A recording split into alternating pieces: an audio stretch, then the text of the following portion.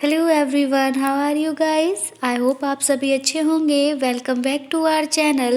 Guys, मैं आपके लिए लेकर आई हूँ part 2 of the video prospectus for admission to PhD program and award of university research scholarship URS. Okay, so but before starting the video, अगर अभी तक आपने चैनल को सब्सक्राइब नहीं किया है तो प्लीज़ डू सब्सक्राइब इट और साथ ही साथ बेल आइकन को प्रेस करना बिल्कुल ना भूलें, ताकि हम जब भी अपनी कोई न्यू वीडियो अपलोड करें तो उसका नोटिफिकेशन आप तक पहुंच जाए और आपसे कोई वीडियो मिस ना हो। Okay, so let's start without wasting much more time. आइए देखते हैं। हमने अपने पार्ट 1 में इसका एलिजिबिलिटी क्राइटेरिया डिस्कस कर लिया था, इसकी लास्ट डेट्स डिस्कस कर ली थी and we discussed so many topics related to that. आज हम डिस्कस करने वाले हैं अपने इस पार्ट में सीट्स अवेलेबिलिटी, यानी कि कितनी वैकेंट सीट हैं किस पोस्ट के लिए किस डिपार्टमेंट में, तो इस वीडियो में हम उसको कवर करेंगे। तो इसलिए प्लीज़ वीडियो को लास्ट तक ज़रूर देखें ताकि आपका कोई भी इम्पॉर्टेंट पॉइंट छूट ना जाए। तो आज हम स्टार्ट करेंगे seats for admission to PhD program and award of URS for the session 2021 and 22।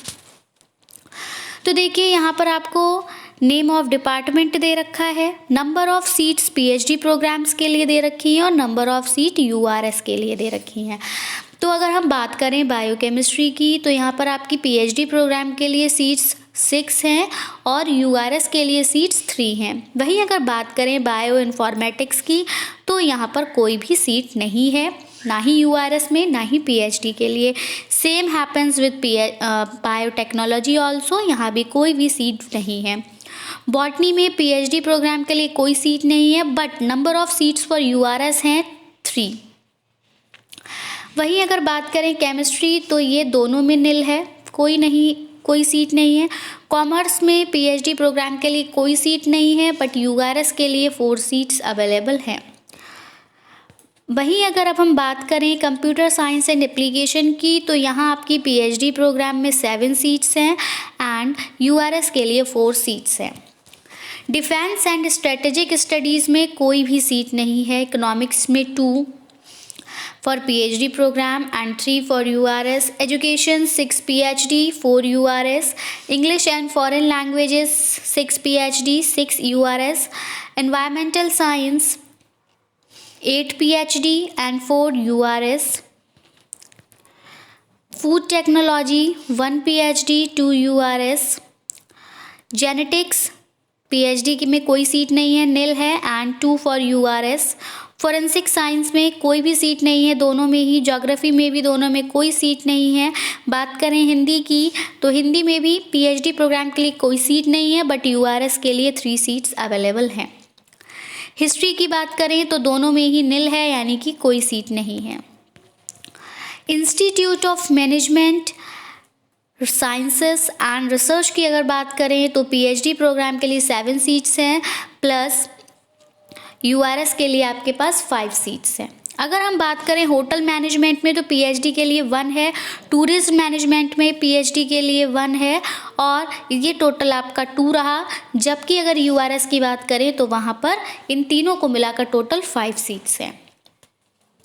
Journalism and mass communication में बोथ में 2 हैं, यानी कि पीएचडी और यूआरएस दोनों में ही 2 सीट्स हैं। लॉ की अगर बात करें तो 5 seats for PhD and 3 seats for URS. Library and information science की अगर बात करें तो निल है, कोई सीट नहीं है किसी में भी। मैथमेटिक्स में 6 सीट्स हैं आपकी पीएचडी प्रोग्राम के लिए एंड 6 ही यूआरएस के लिए। मेडिकल बायोटेक में 2 seats PhD program and 3 seats URS. ऐसे ही there are so many subjects. Microbiology 6 for PhD 4 for URS. Music instrumental and vocal तो 4 हैं आपकी पीएचडी के लिए, 3 हैं आपका URS. Pharmaceutical science 8 and 7। Physical education 2 and 3। Physics 4 and 3। आप खुद से इसको कैरी आउट कर लीजिएगा कि जो फर्स्ट नंबर बता रही हूँ मैं वो पीएचडी प्रोग्राम के लिए और सेकेंड नंबर जो है वो यूआरएस के लिए and related subject. Political science 4 and 2। Psychology 3 and 4। Public administration 2 and 4। Sanskrit PhD के लिए आपका नील है, यूआरएस के लिए 4 है। सोशियोलॉजी दोनों में ही नील है। स्टैटिस्टिक्स 3 and 3 बोथ में 3 है। बात करें university institute of engineering and technology तो यहाँ बायोटेक 7 में 1 सीट, कंप्यूटर साइंस में 2 seats, mechanical engineering 2 seats, electrical engineering 1 seat. ये आपका यूआरएस का था। प्लस बायोटेक 7 जो है ये 7 पीएचडी में सीट्स हैं। कंप्यूटर साइंस 11 पीएचडी प्रोग्राम के लिए, मैकेनिकल इंजीनियरिंग में PhD program 2 seats, electrical engineering PhD program 4 seats, ECE PhD program 1 seat and URS ESE PhD program 4 seats and URS 1। वहीं बात करें अप्लाइड साइंस और ह्यूमैनिटीज़ की तो मैथ्स में आपकी पीएचडी प्रोग्राम के लिए 2 सीट्स हैं, केमिस्ट्री में पीएचडी प्रोग्राम के लिए 2 सीट्स, फिजिक्स में भी 2 एंड एनवायरनमेंट में 1, जबकि यूआरएस के लिए टोटल का मिला के ओनली 1 सीट अवेलेबल है। सिविल इंजीनियरिंग में पीएचडी प्रोग्राम में कोई सीट नहीं है, यूआरएस के लिए 1 सीट है। विजुअल आर्ट्स में पीएचडी प्रोग्राम में कोई सीट नहीं है, यूआरएस में 5 सीट्स हैं। जूलॉजी में ना ही यूआरएस और ना ही पीएचडी, दोनों में ही कोई सीट नहीं है। अब ये आपके बाकी एमटीयू सीपीएस गुरुग्राम के लिए है तो यहाँ पर आप देख सकते हैं इकोनॉमिक्स में पीएचडी प्रोग्राम के लिए 2 सीट्स हैं बट यूआरएस के लिए कोई सीट नहीं है। इंग्लिश में 1 सीट है, यूआरएस में कोई सीट नहीं है। पीएचडी प्रोग्राम के लिए 1 सीट अवेलेबल है। लॉ की अगर हम बात करें तो पीएचडी प्रोग्राम के लिए 14 सीट्स हैं, that's much enough, but and URS के लिए 4 सीट्स। मैनेजमेंट की अगर हम बात करें तो both PhD program and URS it occupy 3 seats, okay 3 seats हैं। तो टोटल जो है 15 सीट्स फॉर यूआरएस, याद रखिएगा टोटल सीट्स में से 15 सीट यूआरएस की, ठीक है, are reserve for SC and ST candidates, ठीक है। यूआरएस की 15 सीट्स टोटल में से एससी और एसटी के लिए हैं, ठीक है, अल्फ़ाबेटिकली रोटेशन के द्वारा।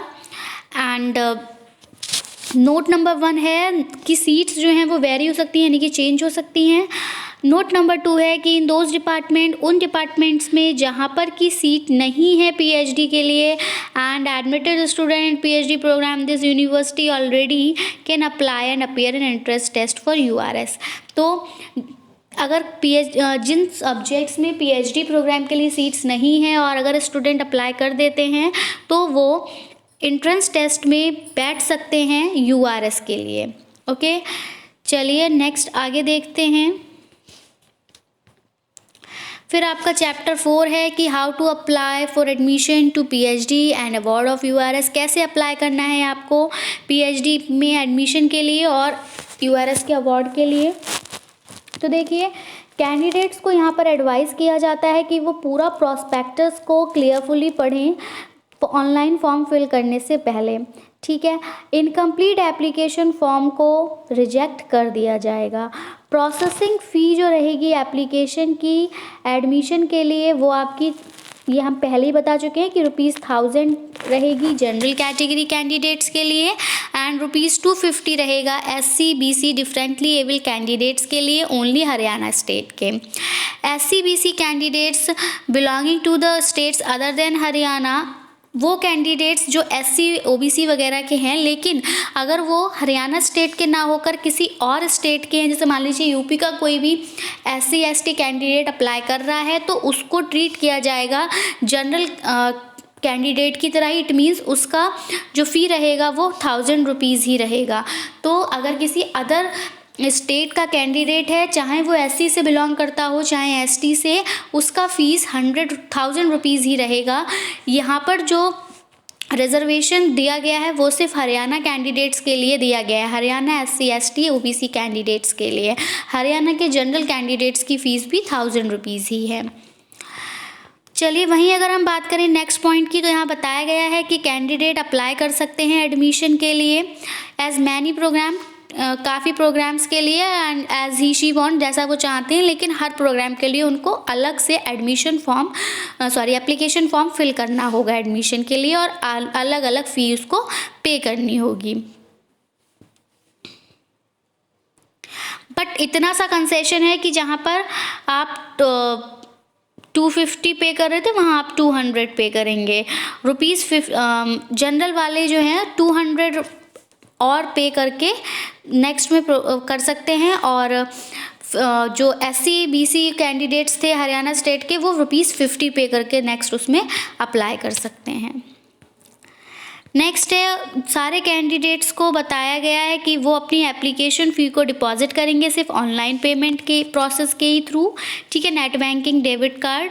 बाकी आपकी जो स्कैन्ड कॉपीज़ होगी सर्टिफिकेट्स की, आपके डॉक्यूमेंट्स की, सारे एग्जामिनेशन जो कि आपने पास किए हैं मैट्रिकुलेशन से लेकर, तो वो सारे सर्टिफिकेट्स आपको लगाने होंगे। और अगर आपको कहीं कोई रिजर्वेशन चाहिए, कोई वेटेज आप ले रहे हैं, तो वो भी सर्टिफिकेट आप लगाएंगे। साथ ही साथ आप अपना लेटेस्ट कैरेक्टर सर्टिफिकेट भी लगाएंगे ऑनलाइन एप्लीकेशन फॉर्म के साथ।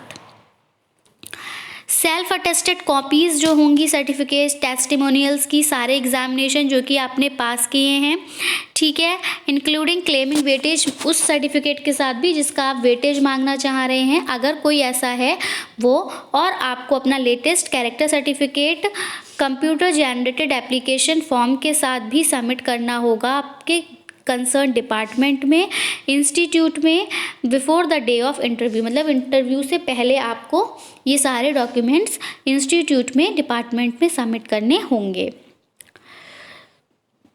अब यहाँ बताया गया है कि वो candidate must upload the conversion formula for conversion of CGPA to percentage wherever applicable.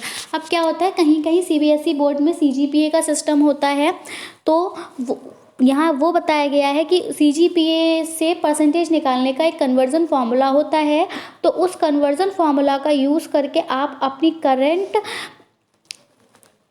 Percentage निकालेंगे, ठीक है। CGPA वहाँ पे नोट नहीं करना, जितनी परसेंटेज है वो बताएंगे। तो अगर आप लोग चाहते हैं कि CGPA से परसेंटेज कैसे निकाली जाती है, तो मैं आप इस पर एक सेपरेट वीडियो बनाऊंगी। अगर आप चाहते हैं तो कमेंट करके ज़रूर बताइएगा। तो अगर आपको प्रॉब्लम है तो हम इसके एक सेपरेट वीडियो बनाकर आपको बता देंगे कि CGPA से परसेंटेज आप कैसे निकालेंगे, जहाँ पर भी ज़रूरी है। लेकिन आपको जो अपना फॉर्म फिल करना है वहाँ CGPA पुट नहीं करना, परसेंटेज ही पुट करनी है। चेंज इन सब्जेक्ट, डिपार्टमेंट और category once opted for the purpose of admission will not be allowed. आप एक बार एडमिशन ले लेंगे, उसके बाद आपका सब्जेक्ट डिपार्टमेंट चेंज नहीं होगा। कैंडिडेट्स जो होंगे लाइफ साइंस स्ट्रीम के, फूड टेक्नोलॉजी और एनवायरमेंटल साइंस को छोड़ के जो कोई भी सबमिट करना चाहता है एडिशनल एप्लीकेशन किसी अलाइड सब्जेक्ट में, तो उनको क्या करना होगा, एडिशनल एप्लीकेशन फॉर्म को फिल करना होगा एडिशनल फीस के साथ, जैसा कि हम प्रॉस्पेक्टस में ऊपर डिस्कस कर चुके हैं। Computer generated application forms for such subjects along with other relevant documents will be submitted in department, और उन फॉर्म्स को भी आप डिपार्टमेंट में सबमिट करेंगे इंटरव्यू की डेट से पहले। एंट्रेंस टेस्ट जो होगा PhD प्रोग्राम के लिए फैकल्टी ऑफ लाइफ साइंसेस के अंदर फूड टेक्नोलॉजी और एनवायरमेंटल साइंस को छोड़ के वो आपका बॉटनी की डिपार्टमेंट में कंडक्ट कराया जाएगा। कैंडिडेट्स को यहाँ पर एडवाइस किया जाता है कि वो डाउनलोड करेंगे जो भी उन्होंने फॉर्म सबमिट किया है उसको, और उसका प्रिंट आउट लेकर उसको भी आप क्या करेंगे, उसको आप ईमेल के थ्रू रजिस्टर्ड एडमिशन, ये देख रहे होंगे आप, registeredadmission@mdu.account.in पर सेंड करेंगे before the last date of submission of application. यानी कि जिस दिन आपके एप्लीकेशन फॉर्म को सबमिट करने की लास्ट डेट है, उससे पहले आपको अपना फॉर्म सबमिट किया हुआ जो प्रिंट आउट है उसको इस ID पर सेंड करना होगा। फिर यहाँ बताया है कि कोई भी चेंज अलाउ नहीं होगा आपके नेम में, डेट ऑफ बर्थ में, आपके सुपर न्यूमेरी सीट्स में, फादर्स नेम, कैटेगरी में, मदर्स नेम एंड प्रोग्राम में बाद में कोई चेंज नहीं किया जाएगा। चैप्टर 5 में आपको इंस्ट्रक्शंस और गाइडलाइंस दिए गए हैं कि आप ऑनलाइन एप्लीकेशन फॉर्म को एडमिशन के लिए कैसे फिल करेंगे। तो यहाँ पे वो सब बताया जाएगा कि आपको कितना फ़ोटोग्राफ का साइज़ क्या रखना है, थंब इम्प्रेशन का साइज़ क्या रखना है, ठीक है, मोबाइल नंबर से रिलेटेड इन्फॉर्मेशन आपको दी जाएगी, ठीक है, पिन कोड आपको अपना परमानेंट वाला डालना है, अपना एड्रेस करस्पेंडेंस डालना है। साथ साथ आपको अपने एजुकेशनल क्वालिफिकेशंस की वेटेजेस, जो भी आप वेटेज ले रहे हैं उन सब के डॉक्यूमेंट्स की स्कैन्ड कॉपी आपको लगानी होगी। ठीक है, तो ये कुछ जनरल इंस्ट्रक्शंस थे, तो ये आप प्रॉस्पेक्टस को क्लियरफुली पढ़ लेंगे तभी आप अपना रजिस्ट्रेशन अप्लाई करेंगे। ओके,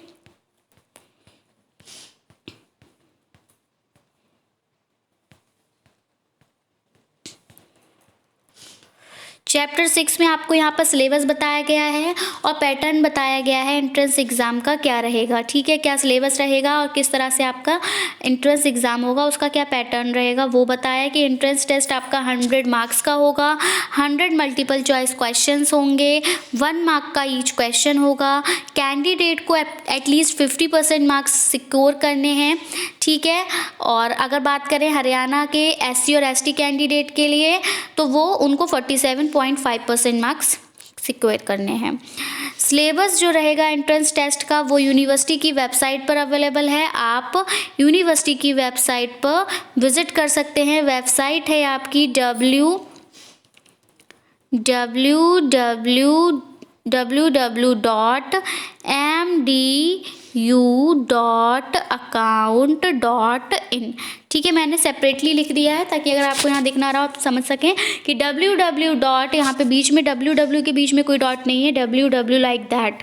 ओके, सो www.mdu.account.in पर जाकर आप सिलेबस को डाउनलोड कर सकते हैं। यहाँ बताया गया है कि मैथमेटिक्स और स्टैटिस्टिक्स के लिए entrance examination 100 multiple choice questions carry करेगा of 4/3 marks each and the candidates are required to attempt any 75 questions। ठीक है, तो यहाँ पर क्या होगा कि हर क्वेश्चन 100 मार्क्स का टेस्ट होगा और 4/3 मार्क्स यहाँ पे दिए जाएंगे कैंडिडेट्स को और कैंडिडेट को 75 क्वेश्चंस अटैम्प्ट करना होगा। कैंडिडेट को फुल क्रेडिट नहीं मिलेगा। अगर आपने 75 से ज़्यादा करेक्ट रिस्पॉन्स दिए तो आपको उसका फुल क्रेडिट नहीं मिलेगा। तो यानी कि इसका यहाँ पे 4/3 का क्या है, नेगेटिव मार्किंग रहेगी। कोई बाकी इससे अवम्य नहीं था। क्वेश्चन पेपर जो होगा आपका वो इन इंग्लिश में होगा। ठीक है, faculty of engineering, technology, law, life sciences, in subjects के लिए आपका जो एग्ज़ाम होगा वो इंग्लिश में होगा। और अगर बात करें कंसर्न लैंग्वेज में भी होगा, लैंग्वेज प्रोग्राम्स में, और अदर डिपार्टमेंट्स में तो इंग्लिश और हिंदी दोनों में होगा। बाकी इन डिपार्टमेंट्स में सिर्फ इंग्लिश में ही होगा। ओके, तो ये आपका सिलेबस का था। चैप्टर 7 में यहाँ पे आपको रूल्स और गाइडलाइंस बताई गई हैं कि आप किन किन रूल्स को फॉलो करेंगे एंट्रेंस एग्जामिनेशन में। ठीक है, और examination of award research fellowship के लिए। तो एंट्रेंस एग्जामिनेशन का मतलब होता है कि कैंडिडेट सुटेबल है PhD प्रोग्राम के लिए। ठीक है, तो यहाँ पर कोई भी कैंडिडेट एडमिट नहीं होगा एंट्रेंस एग्जामिनेशन हॉल में जब तक कि उसके पास एडमिट कार्ड नहीं होगा। तो ये कॉमन सी बातें हैं, आप सभी को पता होता है। कोई भी रिक्वेस्ट नहीं मानी जाएगी एंट्रेंस एग्ज़ाम को पोस्टपोन करने की। ठीक है, किसी भी सर्कमस्टांसेस के अंदर। और क्वेश्चन पेपर जो होगा एंट्रेंस का वो बताया ऑब्जेक्टिव टाइप होगा। आपको 4 चॉइसेस में से एक चॉइस चूज़ करनी है, इसीलिए कैंडिडेट्स को बताया जा रहा है कि वो एंट्रेंस एग्जामिनेशन का सिलेबस अच्छे से पहले रीड आउट कर लें, उसके अकॉर्डिंग ही अपने प्रिपरेशन करें। एंट्रेंस एग्जामिनेशन आपका वेन्यू सेंटर जो रहेगा वो रोहतक में ही रहेगा, अदरवाइज चेंज हो सकता है यूनिवर्सिटी के द्वारा, तो उसके लिए आपको एक स्पेशल नोटिफिकेशन जारी किया जाएगा। बाकी क्वेश्चन बुकलेट्स का आप सभी को पता है कैसे एग्ज़ाम होता है कि जब तक आपसे एग्जामिनर नहीं कहेगा तब तक आप अपनी बुकलेट को ओपन नहीं कर सकते हैं। OMR शीट फिल करने की आपको परमिशन दी जाएगी। पहले आप OMR शीट जब कम्प्लीटली फिल कर देते हैं उसके बाद एक बेल बजती है, उसके बाद ही आपको बुकलेट ओपन करने का परमिशन मिलता है। तो ये सब बातें आपको ध्यान रखनी है कि ब्लू ब्लैक पेन से आपको अपना OMR शीट फिल करना है एंड ऑल, और कोई भी मिसबिहेव नहीं करना है, अदरवाइज़ आपका एग्ज़ाम जो है वो कैंसिल किया जा सकता है। तो ये अनफेयर मीन्स, अगर आप कोई भी अनफेयर मीन करते हैं तो आपका एग्ज़ाम कैंसिल हो जाएगा। चैप्टर 7 में आपका डिस्ट्रीब्यूशन बताया गया है और रिजर्वेशन बताया गया है सीट्स के लिए, तो ये आप एक बार चेकआउट कर लीजिए। लेकिन ये रिजर्वेशन भी हरियाणा कैंडिडेट्स को ही मिलेगा। तो हरियाणा के अगर आप कैंडिडेट हैं तो आप देख लीजिए कि किस फील्ड में आपको कितना रिजर्वेशन मिल रहा है, अदरवाइज़ बाकी किसी भी कैटेगरी में यहाँ पर ज़्यादा रिजर्वेशन नहीं मिलेगा। ठीक है, दिया ये कि ऑल इंडिया ओपन कैटेगरी रहेगी, चाहे वो एससी के कैंडिडेट हों चाहे वो एसटी के कैंडिडेट्स हों। Only SC OBC ST candidates of Haryana state only can get the benefit of reservation.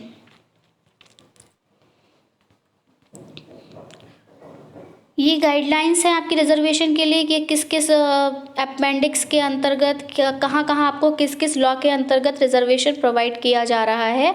तो this is valid only for Haryana candidates.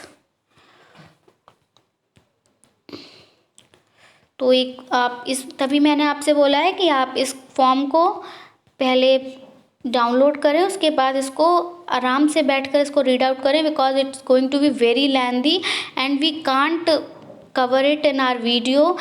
We have already make it's 2 parts and even then it is going to be very long. Chapter 9 में यहाँ पे fees structure बताया गया है कि आपकी PhD course में जब आप एडमिशन ले लेंगे तब आपकी फ़ीस का क्या रहेगा। तो अगर बात करें पीएचडी कोर्स वर्क फ़ी की, ठीक है, जो आपको पे करनी है कंप्लीट कोर्स वर्क के लिए, तो ये फ़ी आपकी रहेगी इंजीनियरिंग और टेक्नोलॉजी के लिए 30,000 पर ईयर और अदर्स के लिए रहेगी 10,000 पर ईयर, जबकि सुपर न्यूमेरी सीट्स के लिए रहेगी 60,000 पर ईयर। पीएचडी प्रोग्राम में जो भी स्कॉलर्स हैं तो हर स्कॉलर को फ़ी पे करनी होगी। रजिस्ट्रेशन फ़ी रहेगी उनकी 5,000 और बाकी एनुअल फ़ी उनकी रहेगी 4,000 एंड यहाँ पर annual fee plus laboratory fees ₹6,000। Annual laboratory fee for subject in science such as physics chemistry pharmacy इन लोग के लिए 10,000 रहेगी। बाकी ये ज्योग्राफी साइकोलॉजी थ्योरेटिकल फील्ड्स के लिए आपकी 6,000 रहेगी। तो आप किस सब्जेक्ट से बिलोंग करते हैं उस अकॉर्डिंग आप अपनी फ़ीस देख लेंगे, अगर आप कोई भी रिसर्च स्कॉलर हैं तब। ओके, तो ये आपका रहा फीस स्ट्रक्चर, स्क्रीनशॉट ले लीजिएगा।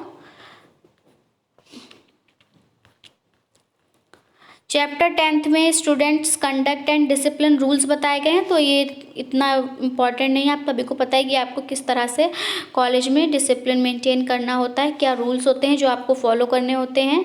क्योंकि अब जब पीएचडी प्रोग्राम में एडमिशन ले रहे हैं, इट मीन्स आप अपना ग्रेजुएशन पोस्ट ग्रेजुएशन किसी एक रिकॉग्नाइज्ड यूनिवर्सिटी से करके आए होंगे। बाकी अगर आपको कोई भी इंस्ट्रक्शन चाहिए तो मतलब अगर बाकी जो यहाँ पे बताया गया है कि जो भी आपके रेगुलेशंस रूल और रेगुलेशंस हैं वो www.ugc.account.in के अंतर्गत हैं।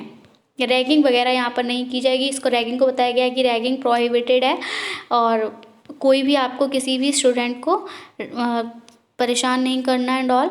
चैप्टर 11 में यहाँ पर टीचिंग फैकल्टी मेम्बर्स के नेम वगैरह बताए गए हैं, तो ये भी इतना इम्पॉर्टेंट नहीं है। जब आप एडमिशन लेंगे तब आपको खुद ही पता चल जाएगा कि कौन सा टीचर आपको पढ़ा रहा है रिलेटेड डिपार्टमेंट में। तो अब कुछ इतना इम्पॉर्टेंट है नहीं। That's all from my side. I hope आपको सारी इन्फॉर्मेशन समझ में आ गई होंगी, बट स्टिल अगर अभी तक आपने चैनल को सब्सक्राइब नहीं किया तो सब्सक्राइब करना बिल्कुल भी ना भूलें। एंड यहाँ पर आप देख पा रहे होंगे, यहाँ पे रेसिडेंस सर्टिफिकेट दिया गया है, ठीक है, जो भी इशूड होगा आपका डिप्टी कमिश्नर के द्वारा, तो ये सर्टिफिकेट भी आपको लगाना है, तो इसकी एक बार कॉपी देख लीजिए, ठीक है। आप समझ जाएंगे कि आपको कहाँ कहाँ से कौन सा सर्टिफिकेट लगाना है। यहाँ पर एफिडेविट लगेगा पेरेंट का, गार्जियन का, ठीक है, जो कि आपका अटेस्ट होगा किसी भी एग्जीक्यूटिव मजिस्ट्रेट के द्वारा, ओथ कमिश्नरी रोटरी पब्लिक, कहीं से भी आप इसको अटेस्ट कराएंगे, जिसमें मतलब ये होगा कि आपके पेरेंट्स आपको अपनी मर्ज़ी से भेज रहे हैं। शेड्यूल का सर्टिफिकेट रहेगा ये हरियाणा गवर्नमेंट का, क्योंकि उनको रिजर्वेशन लेना है। हरियाणा गवर्नमेंट का बैकवर्ड क्लास का सर्टिफिकेट रहेगा। तो ये सर्टिफिकेट्स आप इजीली डाउनलोड कर सकते हैं, डिसेबल्ड चिल्ड्रंस के लिए हैं।